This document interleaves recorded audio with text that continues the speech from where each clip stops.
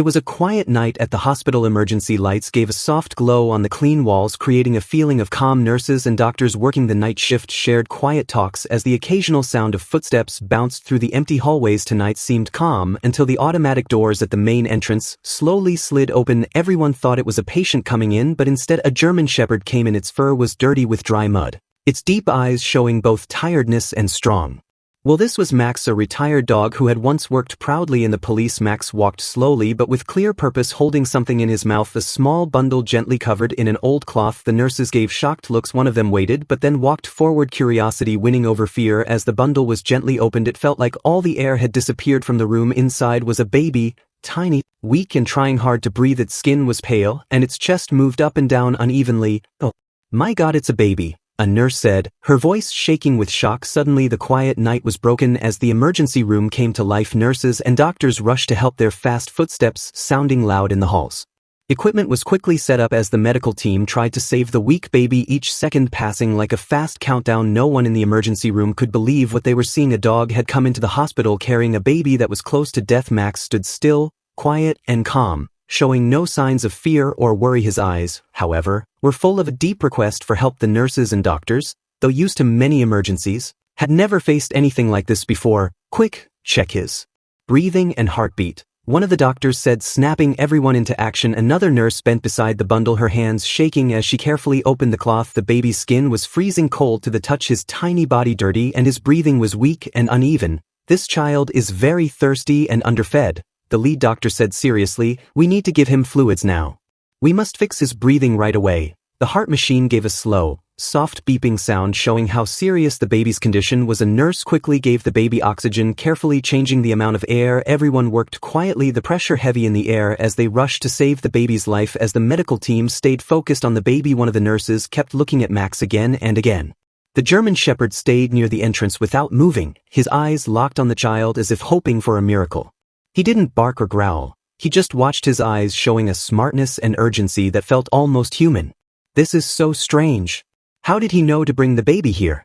the nurse whispered softly, her face showing both wonder and disbelief. No one had an answer. All they knew was that Max acted like this was the most important job of his life. The doctors worked without rest. One nurse changed the baby's oxygen level while another checked his body heat, still weak, but his signs are starting to improve. Someone said quietly. The pressure in the room lightened a little as the baby's condition began to get a bit better, but they all knew this was just the start. The child was still in serious danger, yet because of Max he now had a chance to survive. Max, even though clearly tired, never looked away from the baby. The room became quiet again, a deep, powerful silence as the medical staff fully understood the amazing event that had just happened. News of the strange moment spread fast through the hospital. Within minutes the police got a call asking for their help. Officer Daniels, the main investigator, came to the scene with his team. As they walked into the emergency room, nurses told the unreal story, their faces still full of shock. "We have no idea where the dog came from," the head nurse said, her voice shaking a little. "He brought the baby in, placed him on the floor and just stood there. That's all we know." Officer Daniels narrowed his eyes, looking at Max near the entrance. "A dog carried a baby to the hospital. That's hard to believe," he said quietly, but his face softened as he watched Max's calm but careful look. "Has anyone tried checking for a chip?" Daniels asked. A young officer stepped forward with a scanner and slowly walked toward Max, but as soon as he got too close, Max moved back, his body tense but not angry. His eyes stayed focused and sharp, like he was telling them not to come closer. "This dog's been trained," the young officer said. "He might be a retired police dog." Daniels nodded and stepped closer, his moves slow and gentle. "Easy there, buddy," he said quietly. Max looked at him for a moment, then let the officer clip a leash onto his collar. "Let's see where he came from," Daniels said, giving a signal for his team to follow. Max started walking, his steps slow and steady, like he knew exactly where to go. The officers followed closely, the blinking lights from their police cars making long shadows on the road. They moved through the city streets in silence, the tension growing with each block they passed. "Where's he taking us?" one officer whispered softly. Finally, Max stopped in front of an old broken-down house. In an empty part of town, the front door was partly open, like someone had left quickly. Daniels frowned. "This is it," he said quietly. The officers looked at each other with tired expressions, then slowly moved toward the door. The smell of mold, old air, and spoiled food hit them as they went inside. Max led them through a messy living room and toward a small door at the back of the house. "Stay alert," Daniels said, his voice low and tight. When they opened the door, they saw a small, dark room. In one corner was an old, dusty baby bed. Around it were signs that someone had recently stayed there: an empty dog food bowl, a torn blanket, and a few kids' things lying on the floor. Max slowly walked to the baby bed and sniffed the spot where the baby had been. The baby was here, an officer said softly, his face becoming serious as he looked at the room. Tired, Max finally lay down beside the crib. His body went loose, like he was letting himself rest for the first time. His job was done. The officers kept searching the empty house, their flashlight beams shining through thick layers of dust in every corner. The wooden floor made noises under their boots with each careful step. Everything in the house showed signs of being ignored for a long time. Chairs were turned over, cabinets were empty, and the dining table was covered with wrinkled papers. Looks like whoever lived here left fast, one officer said, picking through the messy papers on the table. Meanwhile, another officer looked around the kitchen. The sink was full of dirty plates and a light smell of spoiled food hung in the air. On the counter, a wrinkled envelope caught his eye. He picked it up, opened it, and found a note inside. The writing was shaky, like it was written while very upset. "There's a letter here," he said, then started reading out loud. "I no longer have the strength to care for him. Everything around me is falling apart. All I have left is Max, and I know he'll do the right thing. I hope that one day someone will forgive me." His voice faded as the last words filled the quiet. The letter wasn't signed, but its meaning was clearly full of deep pain. The writer had reached a place of total hopelessness, trusting their child to the only friend they had left, their faithful dog, Max. "Max has been watching over the baby this whole time," one officer said softly, looking at the German Shepherd lying beside the crib. Max stayed still, though his ears moved a little, still aware of what was around him. "We need to find the mother," Officer Daniel said strongly. "We have enough proof to know she's in serious danger." The officers started asking questions to the few neighbors who still lived nearby. After a while, they found an old man who remembered the last person living in the house. "I remember the young woman who lived here," the man said, leaning on his walking stick. "She was always with a big dog. That must be him, right?" He nodded toward Max. "I think she was going through a tough time. I saw her with a baby a few months ago, but then she just disappeared." The story was starting to make more sense. The woman had been crushed by her struggles, and in a moment of sadness, she put her hope in Max, the dog who had kept her family safe until the end. Using hints from the letter and the neighbors' words, the police grew their search area. After many hours, they got a report about a young woman seen walking in a tired, weak state in a nearby park. When the team arrived, they found her sitting very still on a bench, hugging herself tightly from the cold. Her eyes were empty, her face thin and tired, and her hair messy. Officer Daniels walked toward her slowly, keeping a serious but gentle tone. He picked his words with care. "We found a child who was taken to the hospital. A dog led us to an empty house nearby. Do you know anything about this? We need to make sure the child is safe." When he mentioned the child, the woman's eyes opened wide with shock and hope. "Noah? Is it my son? Is he alive?"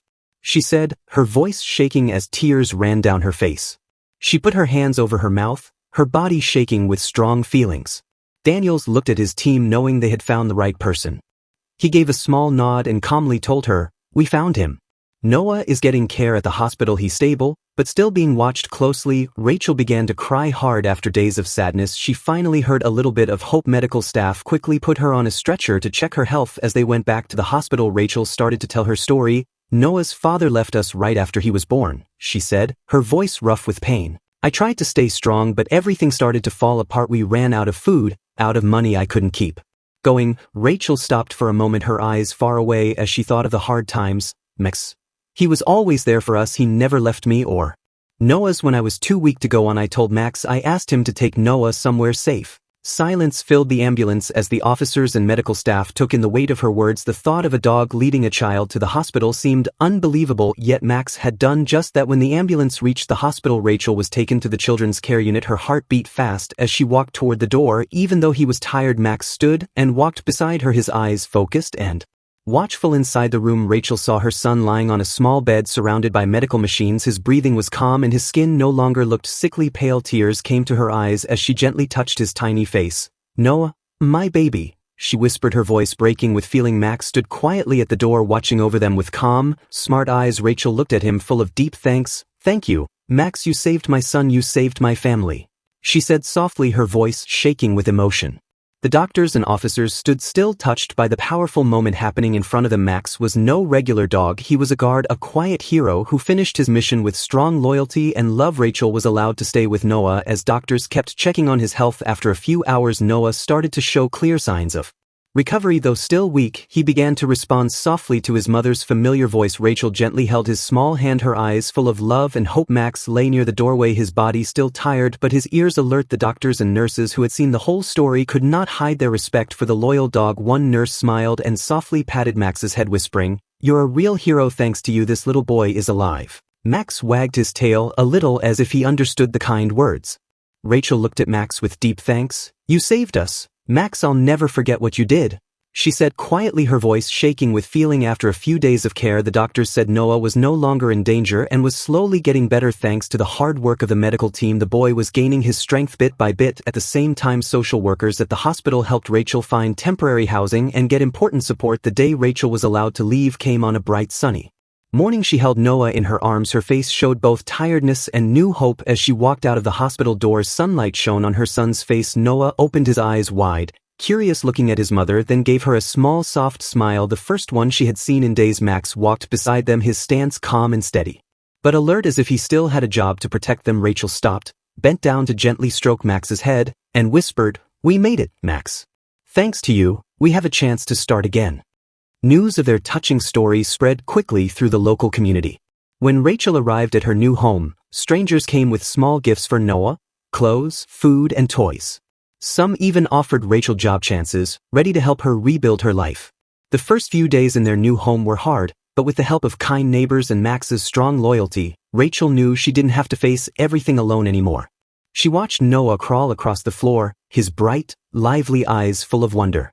"We made it through, Max," she said softly, stroking the dog's head.